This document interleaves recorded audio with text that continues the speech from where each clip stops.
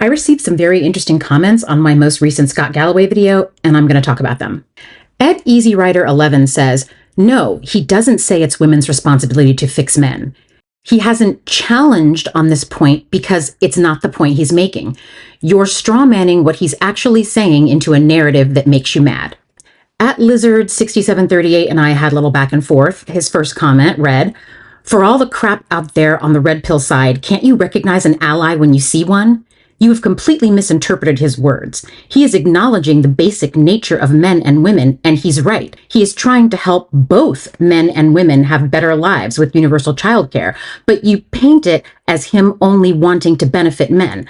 I suggest that it might be time to examine your own anti-male bias because you are not accurately describing his work. I respond, Scott Galloway is not an ally. He has no interest in dismantling systems of oppression, which is true. You speak with the certainty of an ideologue with no capacity to listen or debate. Your absolutism frankly reminds me of MAGA. Good for rage bait, but not very effective for resolving the gender divide. I speak with the certainty of someone who's read books and someone who's looked at data on women, and someone who actually has experience in women's rights activism and has moved in those circles. And even though I'm not a professional sociologist or therapist, I have more experience in this area than Scott Galloway does, which is frankly frightening.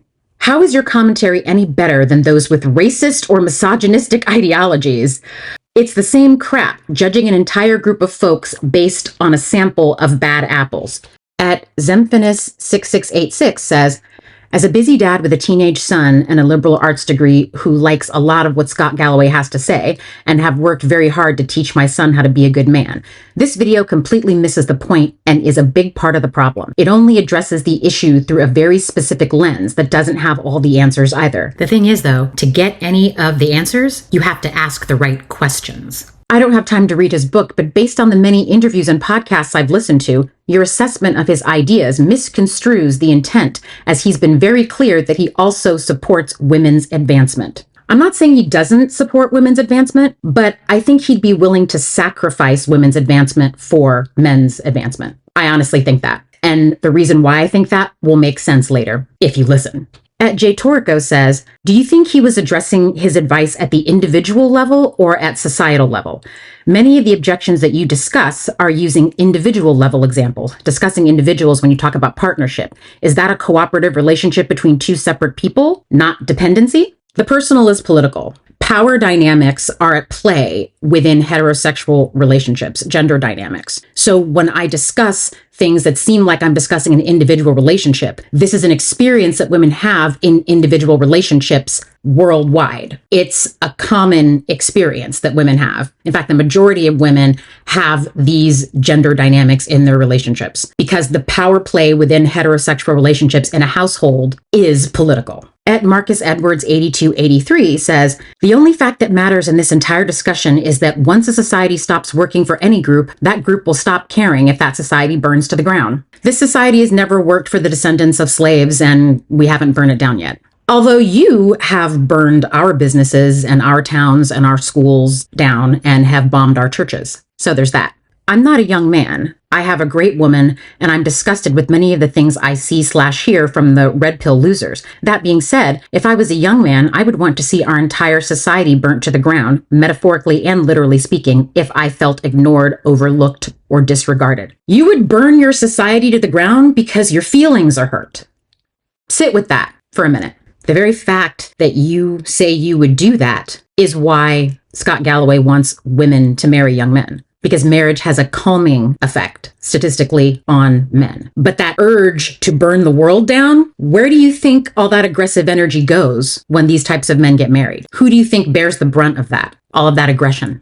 So no, nobody owes anyone anything, but know that ignoring the problems or saying that it isn't your women's problem to help fix will not save you when society is torn down. We either create a system society that works for everyone, or no one will or should enjoy a moment of peace. This is precisely what I'm trying to do, create a society that works for everyone, instead of one that just reverts back to patriarchy, with this patriarchy light that Scott Galloway is describing. Guys, that is literally what feminism is. That is the definition of feminism. What the actual At Mike Williams Dorsey 2727 says, I'm blown away by the comments here. If Scott Galloway bothers you this much, all I can say is you better hope that nothing he is saying has any validity. Is that a threat, sir? Have any of you worked with young men, raised young men, mentored or given guidance to young men? No, because men don't listen to women. I have tried to speak to and engage men in my comments like I'm doing now. I have referred them to studies. I've talked to them on live streams and I've debated with them. I've recommended books. I've given them statistics. They don't listen to women. They only listen to men. So when the men start talking, they need to start saying shit that makes sense, not shit that will make the problem worse, which is what Scott Galloway is doing. Men and women are not wired the same way. Having raised children, worked in education, mental health, and ministry, that's a red flag. I can tell you with certainty that a man without hope for the future is a danger to himself and his community. Why? Why are men a danger to everyone around them when they get sad, frustrated, depressed, in a way that women are not? How about we fix that problem? If you don't like Galloway, that's your choice, of course. However, if you find yourself dismissive of the likes of Richard Reeves, I honestly think you do not understand that what we are facing in our culture regarding boys and men. Yes, I do understand it, because when boys and men go off the rails, women die. Do you understand that this isn't just about men and men's lives? Because when men go nuts, they kill women. And they usually kill the woman in the house with them. I'll talk about intimate partner violence in a minute. At Peter Zecchi says, I agree with a lot of this, but I think the idea that Galloway wants women to fix men is completely wrong. Yes, he said procreation is part of being a man, but in reading that in good faith, for good faith arguments to work, both sides have to be operating in good faith. I don't think Scott is. But reading that in good faith, I'd say he was addressing the fact men seem afraid of approaching women now, which may or may not be true, and overall I think represents a gap in his thesis, but not a deliberate one. I don't think he knows everything, and I don't think he is close-minded enough to think that he does. I do think he needs constructive pushback, which is precisely what I'm trying to do. At Dixon Francois Jr. says, respectfully, you're suggesting that Scott is making many statements that you disagree with him on, but you're not actually using his own literal quotes. Instead of addressing what he actually says, you're simply inferring his meaning from a viewpoint you disagree with. He never said anything you inferred so far. I'll explain why that's not true in a minute. At Jack Hughes 9896. Galloway doesn't claim it's women's responsibility to help men. His argument is society in general should help men who are struggling. It's not a gender-specific claim. His book is called Notes on Being a Man. I don't know how much more gender-specific you can get. But anyway, at Danny Roberts 9807, it's clear that hating on Scott Galloway is now popular because there's no way in hell half the podcasters and YouTubers out there hating on him ever listened to him, this person included. I've combed the internet for clips of him speaking that prove that I'm wrong. I haven't found any yet. At Sam Dark Azonli, notice these are all dudes. Interesting. You actually misunderstand what he said. No one talked about unpaid emotional labor. Exactly. He didn't talk about unpaid emotional labor. He claims men need to be useful provider types. You may disagree with that, but still, no one talked about using women, so relax. No, I don't think I will. Finally, at Eric Schultz 713 says, this is a long one, Scott does not say single mothers are the problem. He says not having fathers and male examples is the problem. That's not the same thing. Interpreting his statement this way makes him sound like he's blaming women, which he isn't, while ignoring the point he's attempting to make, which is that boys need men, and it's not good when they don't have them. I'm not even saying everything Scott says is right, but it seems to me you're intentionally misunderstanding this statement. As for the blue-collar stuff you said, fine, it's true. As for his point about men needing to be protectors, procreators, and providers, I mean, it depends on the way you look at it. You can say that men don't need to be these things and that they don't need to have relationships with women at all. That's technically true. Not everyone needs that kind of lifestyle companionship or whatever you call it. But for those that do, women and men alike, you can't just turn it off. It just means he's saying that at least some women might have a natural flexibility that most men don't. The flexibility is not natural. We're taught this. We are socially conditioned to absorb the emotions of others and to be emotionally resilient. It has to do with the way men and boys are raised versus the way women and girls are raised. We are socialized to be this way. Men are socialized to rely on us. Do you understand? Having said that, the only men that women choose to be in relationships with are those who are at least semi-competent in those three respects. Therefore, the men need to be that way until a dating market for guys that aren't like that develops. I'm not saying everything you said is totally wrong. I'm saying that your scope of view is really narrow and you don't leave room for different but also valid points of view, which ironically reminds me of Red Pill. Ever see that cartoon of two people arguing about a figure on the floor and one guy says it's a 6 and the other guy says it's a 9? That's you and Scott. It feels to me that before you hear people like Scott talk, you've already decided what they're going to say and mean, and you're just drawing your own lines of interpretation to make sure they end up at a pre-decided conclusion, which is what everyone does in 2025. First, let's deal with the topic of marriage and family. Scott Galloway has repeatedly said on this press tour that the only time I felt sated, I felt happy, is when I got married and had kids. And the only time I have ever felt sated is when I'm with my boys and my partner, Beata, and we look at each other and we know we've done something right, and it's a hassle and it's the end of the night, and the kids instinctively throw their legs over ours, and we're all on the couch, or I know they're safe, I know they're protected, I know they're loved, I know they love me immensely. It's the only time I've ever had a moment where I thought, okay, I get it. Only time in my life where I've ever felt sated. I didn't want to get married, I didn't want to have kids.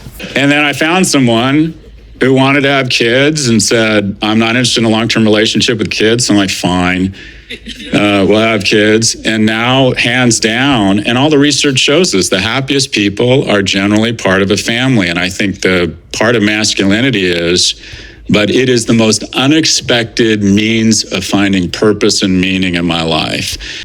When my mom passed away, one of the hardest things about that was every time something good happened to me, I would call my mom. I got my first bonus from Morgan Stanley, call my mom. And you know, your mom can just wax on and she just loves hearing about great things. I met a woman in a coffee line and I got her number. Well, good for you. That's so wonderful. You're so handsome. It's no surprise, you know. And for a good 5-10 years, every time something good happened to me, it was as if it didn't happen, because without calling my mom, it wasn't cemented. It was like it just didn't happen. And so now with a wife and kids, it's like good things happen again. First, doesn't this guy have any friends? So having a wife was great because now you have a person to tell you how amazing you are all the time, just like your mommy did? Really? So when men are not doing well economically, we have an absence of mating. We have an absence of what is the opportunity to do the most rewarding thing in the world, and that is build a family where you get to that point of building something with someone else. And without those opportunities, you know, it's tough on women, but it is absolutely disastrous for men.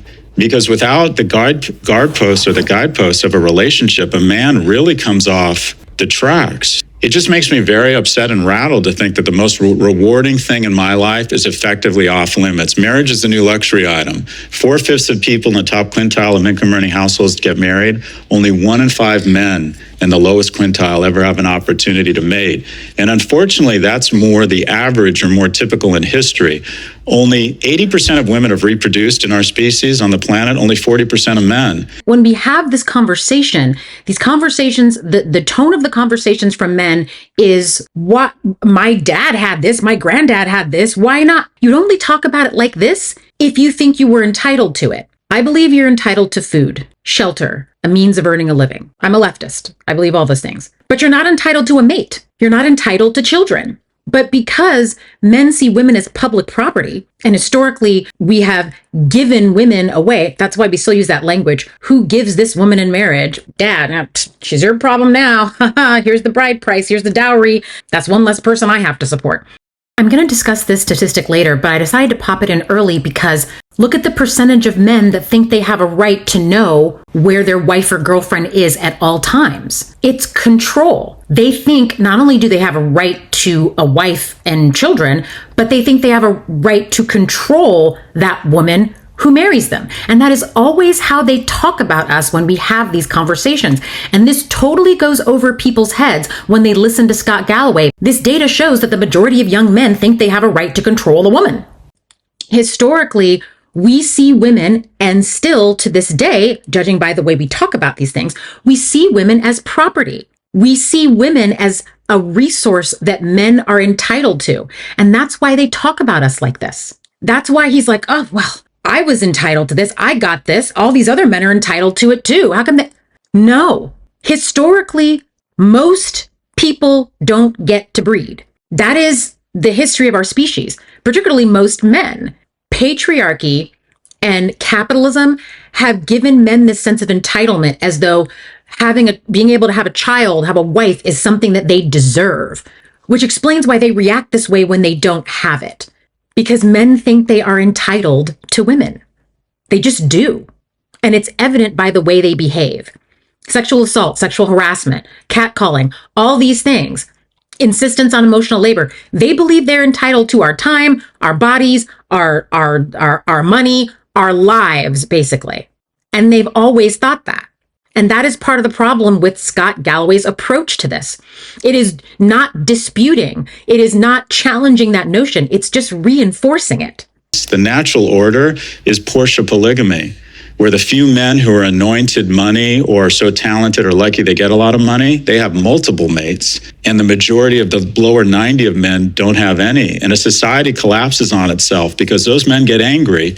And the most dangerous person in the world is a lonely, broke young man. If you look at the most unstable, violent societies in the world, they have a disproportionate number of young men who have a lack of economic and a lack of romantic opportunities. And it is especially hard on young men because we don't like to talk about this, but when a young man has fewer opportunities to be a provider, he is harshly judged in society. Women are disproportionately and unfairly evaluated on their aesthetics. Men are unfairly and disproportionately evaluated on their economic viability. That's patriarchy. Patriarchy does that. Patriarchy judges women on their looks and judges men on their ability to earn money. For patriarchy, not for women, for patriarchy, men are just a walking wallet. And women who still have internalized misogyny, internalized patriarchy, haven't unpacked that system in their mind yet, they look at men that way too. But it's patriarchy that teaches us how to do that. And it's wrong. It's wrong to think of someone's value solely on their economic productivity. It's bullshit. And we are producing way too many economically unviable men.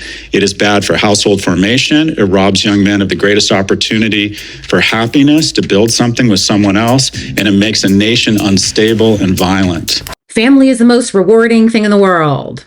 Marriage and family is the best thing that ever happened to me. Yeah, marriage and family is the most rewarding thing in the world for men. Unmarried, childless women are the happiest group of people in the human population. Men benefit from marriage because it calms them down. This is statistically proven. And Scott Galloway's statistics prove this. He says several times, basically, marriage civilizes men. They take less risks, they earn more money, and they live longer. But he never asks how. Because men literally suck the life force out of women. When you look at the happiness data for married women, particularly ones with children, are significantly less happy than unmarried women without children. And it's because of all the additional labor that we have to do. Both physical domestic labor, childcare, and what's called emotional labor. What is emotional labor, you ask? Emotional labor is the mental activity required to manage or perform the routine tasks necessary to maintain relationships and ensuring smooth running of a household or process, typically regarded as an unappreciated or unacknowledged burden borne disproportionately by women. Women are the shock absorbers of male emotional dysfunction. In her book, Emotional Labor, The Invisible Work Shaping Our Lives and How to Claim Our Power, Rose Hackman wrote, I want the term gold digger to include dudes who look for a woman who will do tons of emotional labor for them. She also wrote, if we really mean that all humans are equal, we cannot in good faith expect one group to serve another and one group to be made accountable for the feelings of another. This goes for women as it goes for other subjugated groups, including racialized groups. No one is born with the inherent obligation through their status as a gender or their status as part of a minority group to serve the feelings of another group. No one is born with the inherent right to have their feelings served. The only way forward, if we want to redress inequalities and if we want to enact an ethos in which all humans are equal, is to fight for a system of visible and open-ended reciprocity and abolish status obligations. I seriously doubt that Scott Galloway has read this book, because if he has, he would be singing a different tune. women still perform 2.3 times more housework and nearly 3 times more childcare as men. And the thing is, this is true even when women are the primary breadwinners and work more hours in paid labor and earn more money than their partner. And when a couple transitions into parenthood, men's time use stays exactly the same, while women's unpaid work increases and paid work decreases, which damages their mental health. Because men aren't the only people who benefit from engaging in a rewarding career and engaging in paid labor outside of the home. There are positive mental health associations for women for paid work as well. The reason marriage and fatherhood makes men so happy, the reason they benefit from parenthood so much more than women, is because all of the lifestyle changes required to be a parent are borne by women, which suppresses a lot of the positive mental health benefits that women get from motherhood. The stress of the unequal burden of domestic labor at home seriously affects women's mental health. And it also affects gender equality outside of the home, because gender equality at home is directly linked to gender equality at work. Here's Stephanie O'Connell explaining. Quote, marriage substantially increases male labor supply. Counterfactual simulations suggest that if men were unable to marry, prime-age male work hours would fall by 7%. This is from a paper from the Federal Reserve Bank of Dallas, published in 2023. When declines in heterosexual marriage help close the gender wage gap, it becomes pretty apparent how men work more hours. Of course, that's only talking about paid hours. Is really just marriage better enables men to exploit women's unpaid labor. Quote, full-time work is particularly affected by unpaid care and housework obligations. Men and women's overall housework and care burden lowers their labor market participation and working hours. A more equal care and housework distribution boosts gender equality and employment. This is from a 2022 paper, Care and Careers, Gender Inequality in Unpaid Care, Housework and Employment. Another one from 2020, Gender Wage Gap and the Involvement of Partners in Household Work. Women's non-market work, that is household labor, increases their partner's earnings while decreasing their own earnings. This suggests the importance of reducing women's involvement in domestic work. These data offer us important context in understanding cultural dynamics that stigmatize and shame single women and treat single men as objects of unconditional empathy. Because the benefits of women being pushed into heterosexual relationships, where they're saddled with the majority of this unpaid household and childcare labor, extend well beyond any individual man a woman may be partnered with. It's this unpaid and underpaid labor of women that enables the overwhelmingly male-dominated economic and political power structures to remain in place all around the world. I have yet to hear Scott Galloway address the unequal division of domestic labor in the home. And he's talking about how he wants young men and young women to marry more. If you're talking about marriage, heterosexual marriage, this is a key part of any conversation for overall happiness and for the health and well-being of your children and your relationship. But he's silent on the issue. If he wants women to marry and create families with men, yet he has shown no interest in dealing with gender inequality in the home, study after study after study shows is significantly unequal, and that lack of gender equality at home affects gender equality in the workplace. The gains that women have won in the workplace that Scott claims he wants to preserve, the fact that he is silent on the issue is telling. He doesn't actually have to say he wants women to fix men. By advocating for more young men and women to get married, yet not discussing emotional labor and not discussing the unequal division of domestic labor, he's missing the whole point. He claims he wants more men and women to get married and form families, but if he's not discussing emotional labor and he's not discussing domestic labor, how can I come to any other conclusion other than he wants marriage to continue in the current form it's in? And the current form it's in is women doing 3 times the childcare and 2 times the domestic labor, and also almost all of the emotional labor, if you read Rose Hackman's book. So while the men benefit from women's presence in their lives, which is statistically true, that benefit comes at a cost, and the cost is borne by women. A cost to women's happiness, our career, our financial stability, our safety, and a cost to gender equality nationwide. So when commenters say, he never said that, or that's not the point of his book, he doesn't have to say it. His silence speaks volumes. If he can't see how all these things are related, any advice he's giving towards young men or young women, I can't take that advice seriously. The fact that he doesn't see these connections, that he never talks about these things, is the problem. His silence is the problem. So either he's too stupid to understand that these things are connected, or he doesn't care. Which is it? No matter what the answer to that question is, both answers spell trouble and indicate that he has no business being in these spaces talking about these issues. In several interviews, he's talked about privilege, and he makes the claim saying the 19-year-old is paying the price for the unearned privileges of the boomer men that came before him. The bottom line, Michael, is that these young men are paying for the price of our privilege. The State of American Men report in 2025, produced by Equimundo, found that between 2017 and 2025, men's views on masculinity have become more restrictive. Essentially, they're saying that young men are becoming more misogynistic. They talk about something called the man box. It's a term used to refer to a restrictive set of masculine norms that demand emotional stoicism, dominance, and self-reliance. They looked at men who agreed with these man box statements, and they found 38% of men agreed with this statement, "A gay guy is not a real man." Excuse me? 43% of men agreed with this statement. "A man should always have the final say about decisions in his relationship or marriage." And finally, 55% of men agreed with this statement. "If a guy has a girlfriend or a wife, he deserves to know where she is all the time." They may not have the privilege that boomer men have in terms of money and access to jobs, but they sure as hell have the entitlement. Emory University School of Public Health released a report citing United Nations femicide statistics worldwide. There were 85,000 femicides in 2023. 60% of those women were killed by an intimate partner or a family member. That's 3,000 more than in the previous year. All the links to all the things I talk about will be in the YouTube description. 140 women and girls are killed every day at the hands of a partner or close relative just for being women. It's a gender-based crime.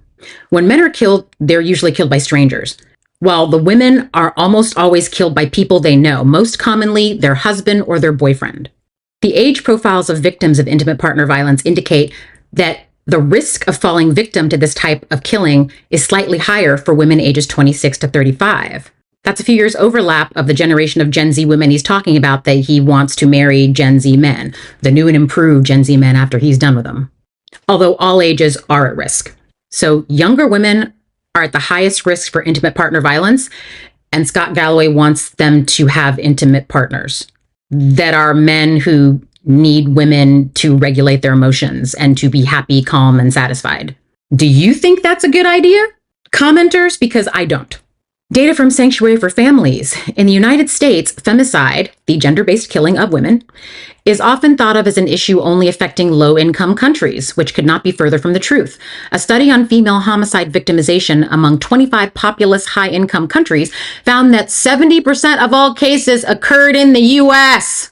We have the most intimate partner violence of any other country in the Western world. In the U.S., 3 women are killed by an intimate partner every single day.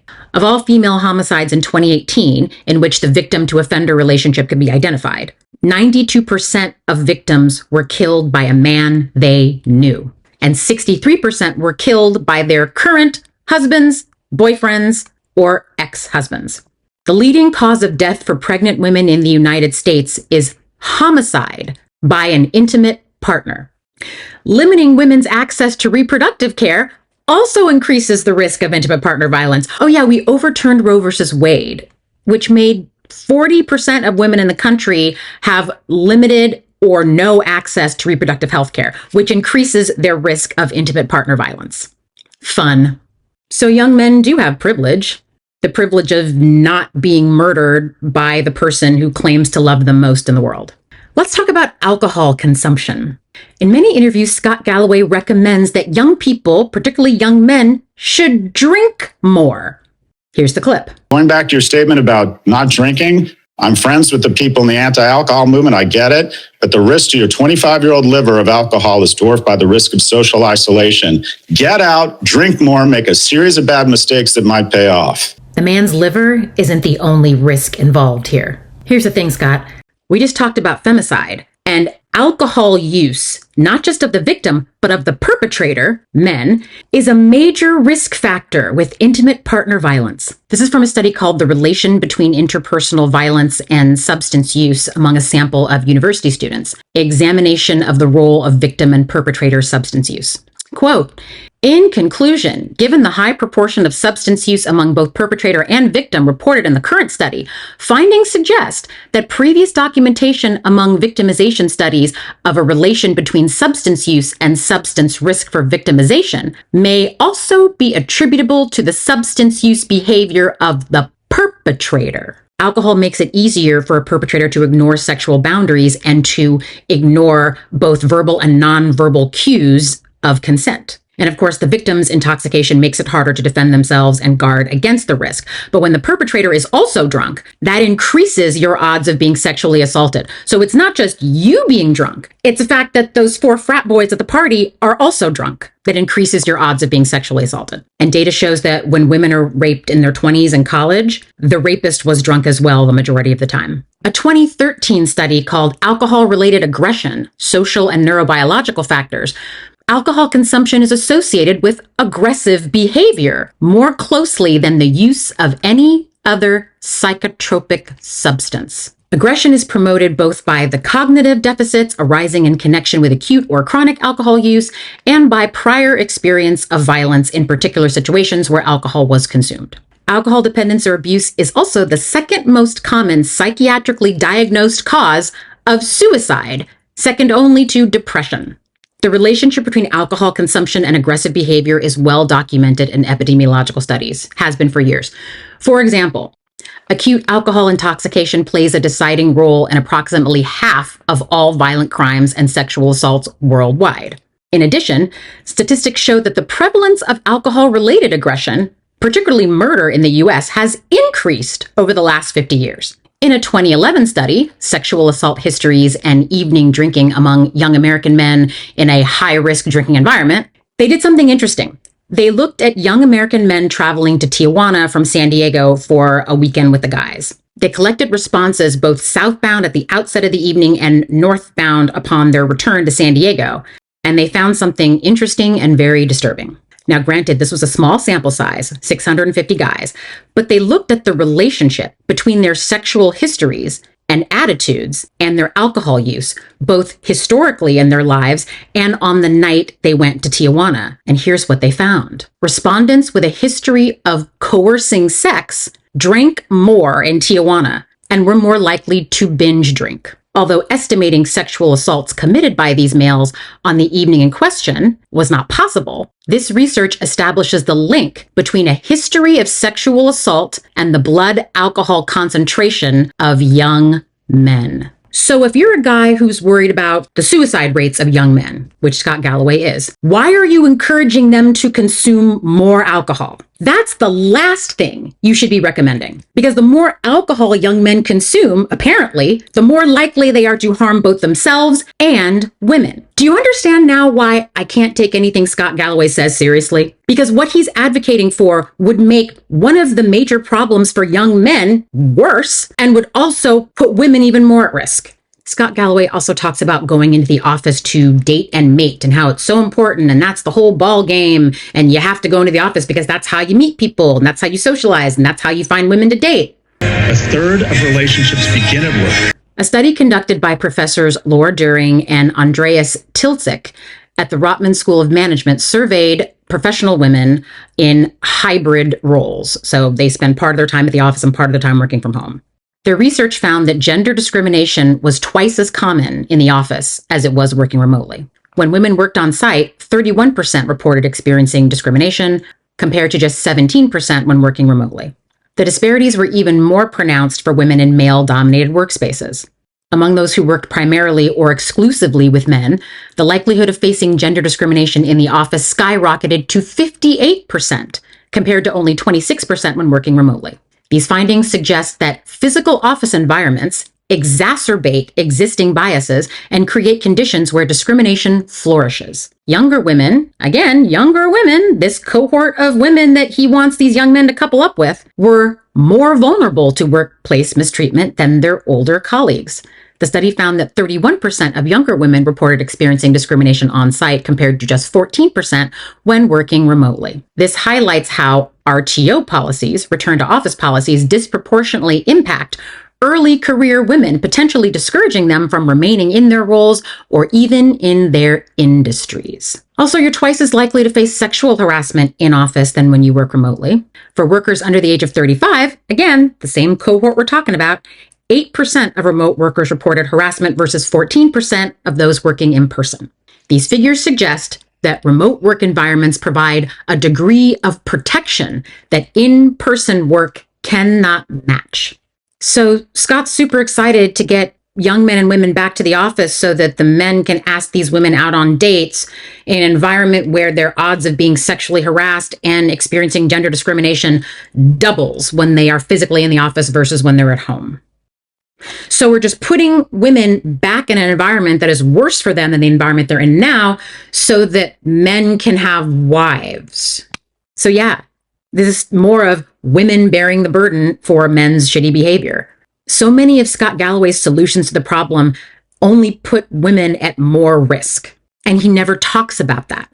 All of the things that Scott Galloway recommends, all of these things, they affect women. Because women are the ones working with these men. Women are the ones that he wants these men to marry. But he doesn't address any of the underlying issues and underlying dangers that women are susceptible to when they're in close proximity to young men. The same young men who 55% of them think that they should be able to know their wife or girlfriend's whereabouts at all times. These are the men you want to put them in an office with. These are the men you want to put them in a household with. Do you get it now?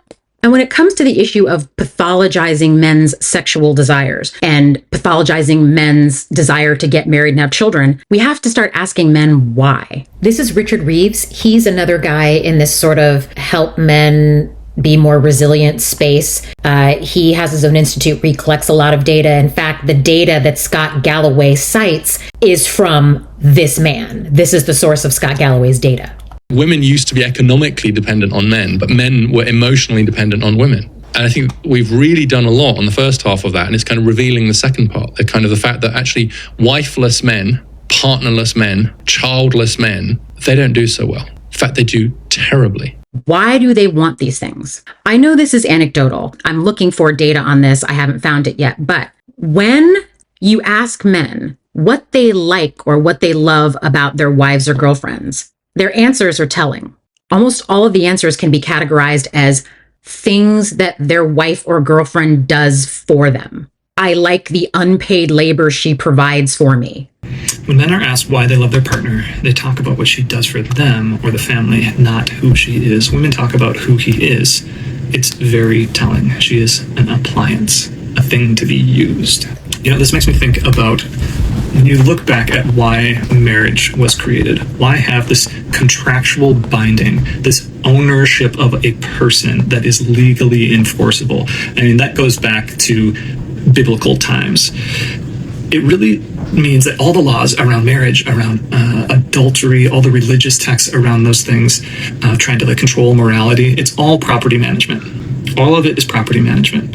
And in the entire system, it's embedded in our psyche as a society, as a human race, that women are a utility. They're an appliance. They are something that you can own as a man, and you need to manage that property so that another man doesn't come and take it. The patriarchy has set up the system. I talk about this all the time. It's about dominance. It's about what you can extract. When Christians talk about the Adam and Eve story, and in the curse, God is saying that the man will have dominion over the woman, and then God's talking about having dominion over the earth, subject the earth to your rule. It creates this image and this idea in people's minds that the earth exists for me to extract something for me. This is mine to extract from, instead of setting it up as I am a caretaker of the earth. And as I take care of her, she will take care of me in return. And gosh, I wish this was different. I just wish we need to reprogram our brains on an entire societal level to stop thinking about people and resources and the earth as something that I can extract from for me, for my pleasure, for my wealth, for me. That's why they want to get married. That's why they want to be in relationships, because they can shift all this labor or never have to pick it up to begin with. They can put all the burden of the emotional labor, all the burden of the domestic labor, the childcare. Women absorb all of that. That's why men are happier and their lives are easier when they're married, because women are literally absorbing that dysfunction. And by insisting that we need to get more young people married and give more young people opportunities to be mothers and fathers, while not addressing that, means putting women at risk, means asking women to fix men. And this is my issue with Scott Galloway. He does not speak at all about systems of oppression. He's not interested in dismantling patriarchy, and the proof is in the pudding. The fact that his solutions that he wants to implement, the fact that almost all of them will also harm women, that is a fucking problem, and that is why I do not trust him. I don't know how much clearer I can make it, folks.